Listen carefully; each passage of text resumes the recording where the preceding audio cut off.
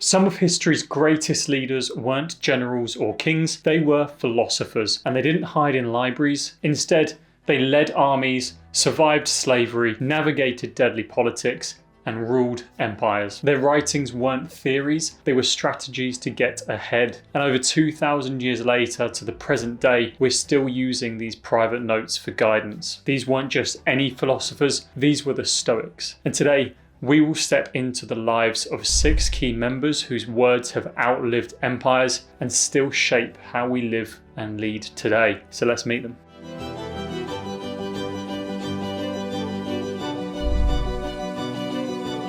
Now, this list wouldn't be complete if we didn't begin with the founding father of the philosophy. Zeno, he was a wealthy merchant from a city called Citium, which is located in Cyprus. Now, his life completely changed when his ship was wrecked on the coast of Athens. He ended up stranded in the city. He wandered into a bookshop and found the works of Socrates, and this led to his study of philosophy. Through this study, he founded his own school of philosophy, and he and his friends congregated on the steps of a painted porch in Athens. It's nowadays called the Stoa Poikile, and it's where Stoicism gets its name from. And his story reminds us that catastrophe can lead to reinvention. As Zeno himself put it, man conquers the world by conquering himself. And so this shipwreck that Zeno suffered, this failed voyage, gave birth to one of history's most enduring philosophies. And what that shows is that what might be the end of the road for some could be the beginning of another. Out of ruin came resilience, and this idea still guides us today. In corporate life, you might feel like you've become shipwrecked by restructures. The markets might crash, or your job may even become redundant. But as Zeno teaches us, this can spark the beginning of a reinvention, and it may even lead to some of your most important work. Think about it. Those times that may initially have seemed negative or like a big challenge that you're facing might have actually been the beginning of something special.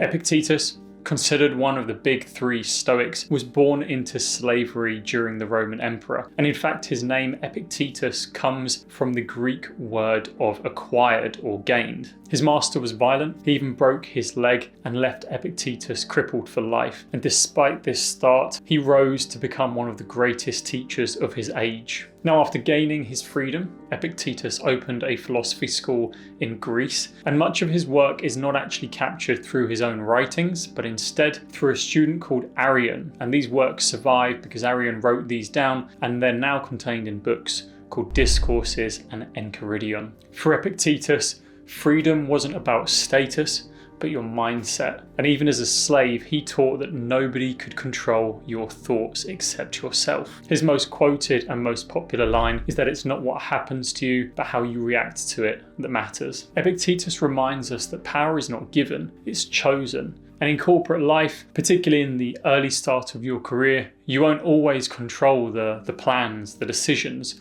or the way that the business is moving, but you can control your response, your reaction to what happens around you.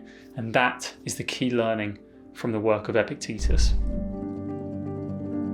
Lucius Annius Seneca, better known simply as Seneca, he is the second of the big 3 considered in Stoicism, and he was a senator. He was a Roman advisor to the Emperor Nero, and he became one of the most prolific Stoic writers. Born in Spain, but raised in Rome, Seneca lived a life of immense tension. He wrote about the virtues of simplicity, of restraint, and yet he was arguably one of the wealthiest men in the country and owned vast estates around all of Rome. And this is why even in the modern age, people are calling Seneca a hypocrite. But his writings reveal that he was a man wrestling with the same contradictions many of us face, trying to live a life well lived whilst balancing the pressures of power, wealth, and ambition. He left behind essays and 124 letters, famously known today as letters from a Stoic. And within these letters, he's found counselling friends on resilience, time management, and even death. His end was tragic. He was accused of conspiring against his master, Nero, and he was ordered to take his own life.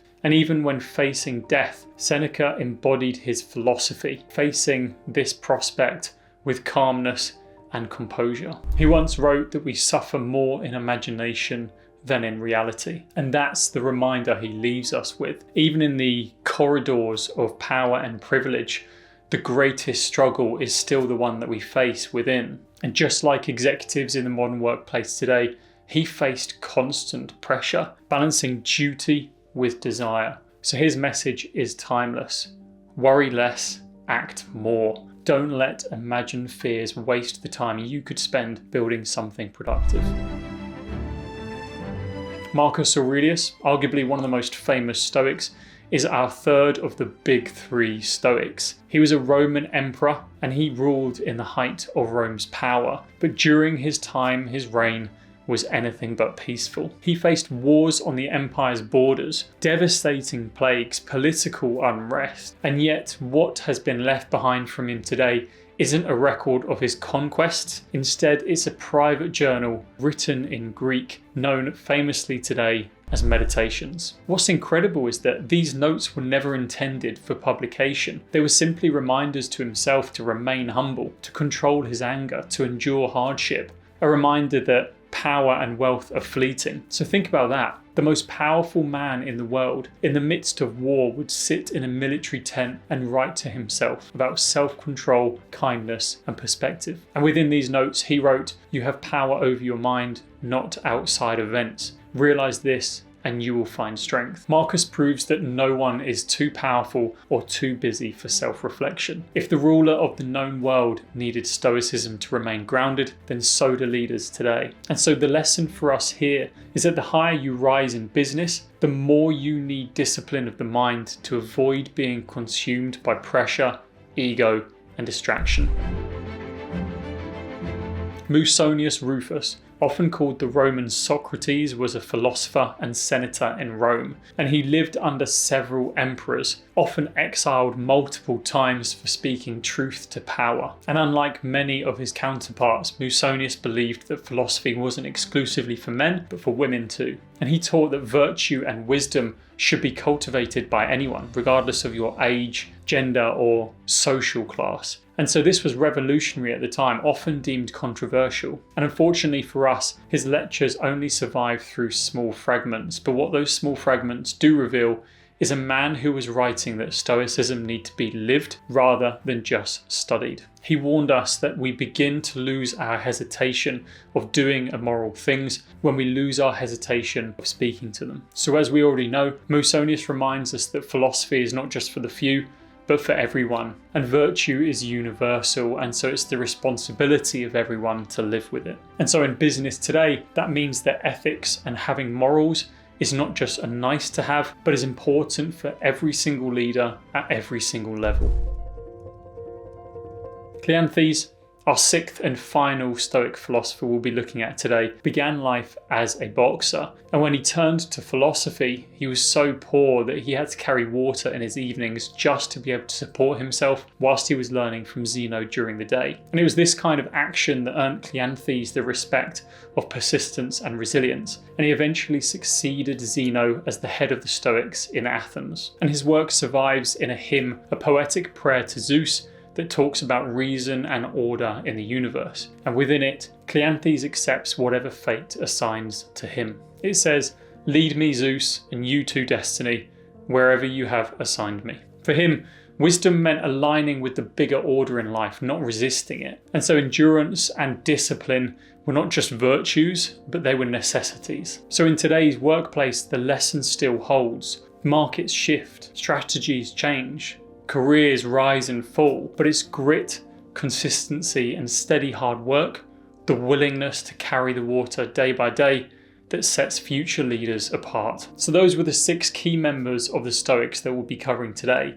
From shipwrecked merchants to crippled slaves to senators to emperors, the Stoics covered every corner of society. Now they weren't flawless, they struggled, they contradicted themselves, and they lived under immense pressure. But that's why the philosophy still remains today. Because Stoicism isn't about retreating from the world. It's about meeting it head on. It's about doing your duty, facing adversity, and remembering that true freedom lies not in status and wealth, but in how you govern yourself. So when you feel overwhelmed at work, anxious about the future, or caught up in pressures beyond your control, remember not to feel alone.